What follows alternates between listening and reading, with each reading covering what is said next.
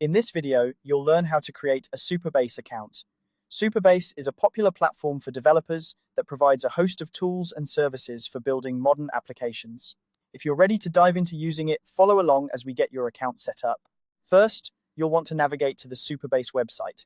Simply open your web browser and type in supabase.com. Once you're on the homepage, you'll notice a range of options and information about what Supabase offers. It can be a bit overwhelming at first, but don't worry, we're here to guide you through the setup process. Take a look at the top right corner of the homepage. You'll see a button that says Start Your Project. Click on this button to begin creating your account. This is your gateway to accessing all of Supabase's features, so it's an important step in the process. After clicking Start Your Project, you'll be presented with a couple of options for signing up.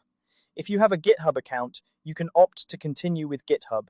This option is convenient if you're already using GitHub for other projects and want to keep things streamlined. By clicking on this option, you'll be prompted to log in with your GitHub credentials, and Supabase will automatically create your account using that information.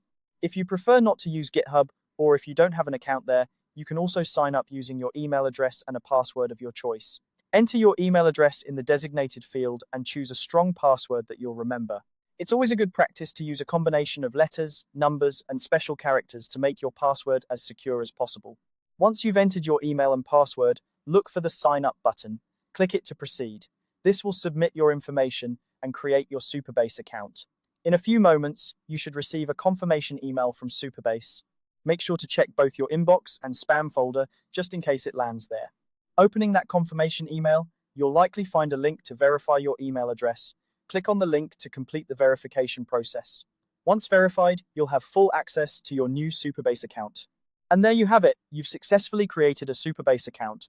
From here, you can start exploring the dashboard, setting up databases, and utilizing the various tools Supabase provides.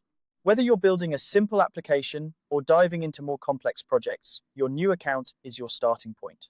I hope this guide was helpful and made the process straightforward for you. If you have any questions or run into issues, Supabase has a great support system and community forums where you can seek assistance. Thanks for watching and happy developing.